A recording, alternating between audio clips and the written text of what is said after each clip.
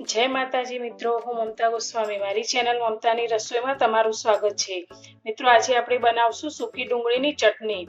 આ ચટણી બનાવ્યા પછી આપણને રોટલી સાથે શાકની પણ જરૂર નહીં પડે, તેટલી એકદમ સ્વાદિષ્ટ આપણી આ ચટણી તૈયાર થાય છે। અને અત્યારે ગરમીની ઋતુઓમાં તો આ ચટણી ખાવામાં ખૂબ જ હેલ્ધી છે। તો આ ચટણી બનાવવા માટે મેં અત્યારે 4 થી 5 નંગ જેવી સૂકી ડુંગળી લીધી છે। તો આ ડુંગળીને છોલીને આપણે તેના ટુકડા કરી લઈશું।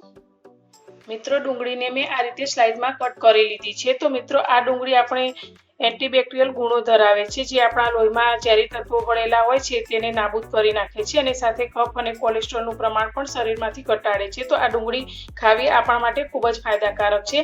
તો હવે આપણે આ ડુંગળીની ચટણી બનાવવાની શરૂઆત કરીએ। ચટણી બનાવવા માટે આપણે ગેસ પર એક કઢાઈ લઈ લીધી છે। તો કઢાઈની અંદર આપણે 4 ચમચી જેટલું તેલ લઈશું અને તેલને આપણે ગરમ થવા દઈશું। તેલ આપણું ગરમ થઈ ગયું છે, તો તેની અંદર 1 ચમચી મેં ચણાની દાળ લીધી છે, તે અંદર લઈશું। સાથે આપણે 1 ચમચી અડદની દાળ લીધી છે।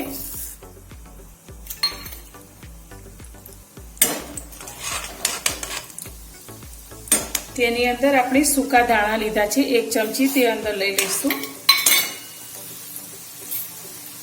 1 ચમચી આપણે જીરું એડ કરીશું અને ધીમો ગેસ કરી અને આ બધા જ મસાલાને આપણે સાતળીશું। સાથે લીમડાના પાન એડ કરીશું।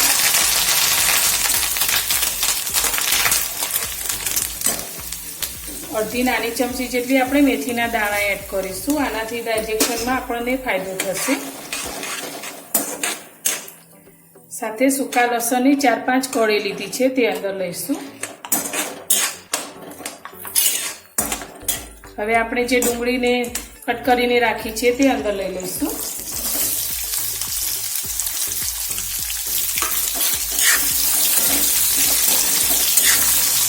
આ ડુંગળીને આપણે થોડી સોફ્ટ થાય તે રીતે પકવી લઈશું। આપણે બહુ લાલ થાય તે રીતે નથી ડુંગળીને ચડવા દેવાની। તો મિત્રો, ડુંગળી ખાવાથી લોહી પણ આપણું પાતળું થાય છે। તો આ ડુંગળી આપણને આ ગરમીની ઋતુમાં જે લૂ લાગતી હોય તેમાં પણ ઘણો એવો ફાયદો કરે છે। આ રીતે આપણે 1-8 મિનિટ સુધી સાંતળીશું।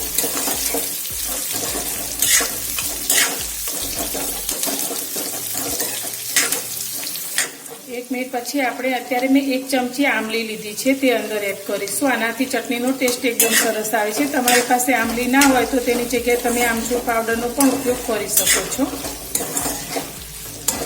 તો મિત્રો, તમને મારી આ ચટણી બનાવવાનો વિડીયો પસંદ આવે તો મારી આ વિડીયોને તમે લાઈક જરૂરથી કરજો અને મારી ચેનલને સબસ્ક્રાઈબ કરવાનું ભૂલતા નહીં। અત્યારે આપણે સૂકા લાલ મરચાં લીધા છે 3 થી 4, તે અંદર એડ કરીશું। આપણા મરચાં સારી રીતે સોફ્ટ થાય ત્યાં સુધી આપણે આ ડુંગળીને અને મરચાંને સાથે સાંતળીશું।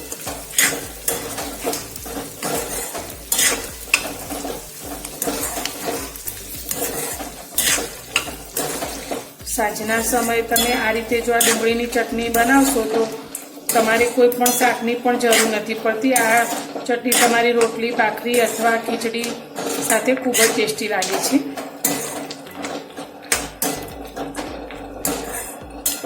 તો આ રીતે ફરી આપણે 2 થી 3 મિનિટ માટે આ ડુંગળીને સાંતળીશું।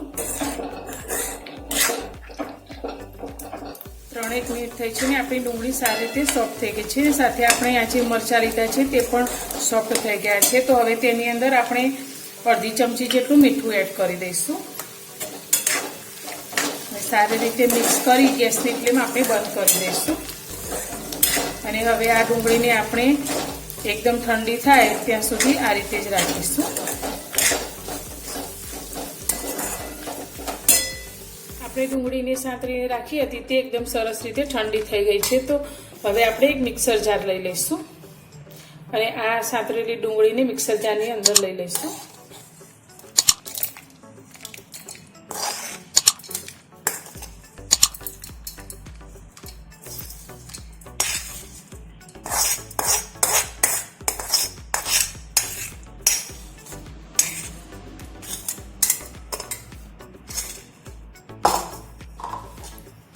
હવે આ ડુંગળીને આપણે એકદમ સરસ એવી પેસ્ટ તૈયાર કરી લઈશું.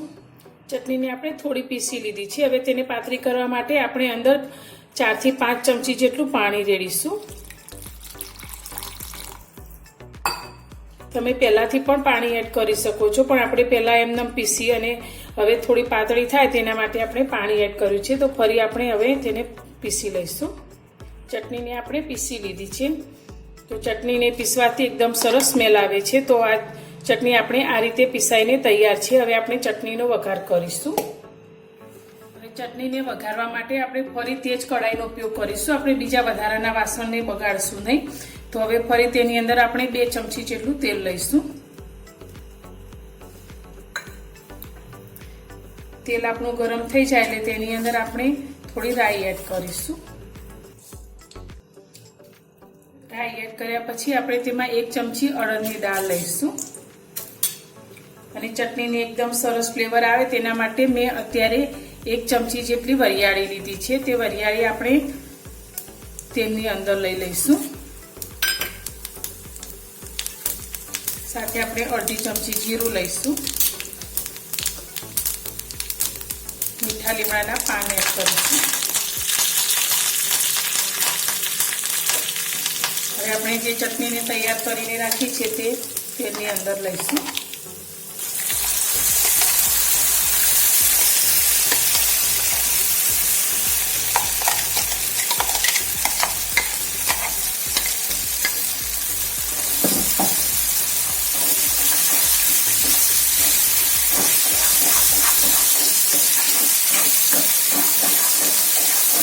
ડુંગળીની પેસ્ટ આપણે એડ કરી દીધી છે. હવે ચટણીનો કલર એકદમ સરસ આવે તેના માટે આપણે અડધી ચમચીથી ઓછી એવી હળદર એડ કરીશું. અને સાથે આપણે 1 ચમચી લાલ મરચું પાવડર એડ કરીશું. મરચું તમે જે પ્રમાણે તીખું પસંદ કરતા હોય તે પ્રમાણે એડ કરવાનું. હવે સારી રીતે મિક્સ કરી લઈશું.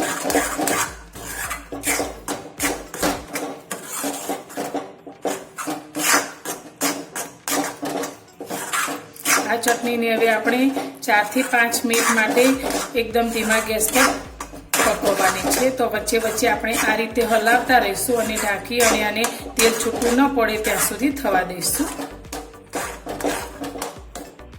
3 થી 4 મિનિટ થઈ ગઈ છે ને હવે આપણે ચટણી જોઈ લઈએ. તો ચટણીની અંદર તેલ સારી રીતે છૂટું પડી ગયું છે. તો આપણે ચટણીને એકવાર મિક્સ કરી લઈશું.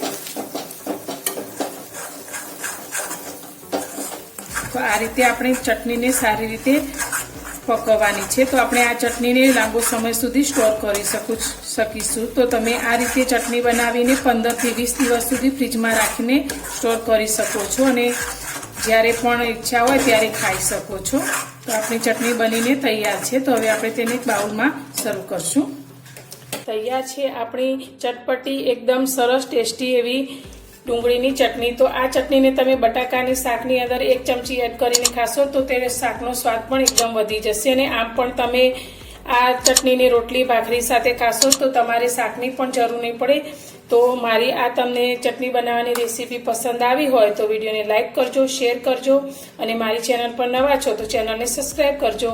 ફરી મળીશું એક નવી જ રેસીપી સાથે નવા વિડીયોમાં.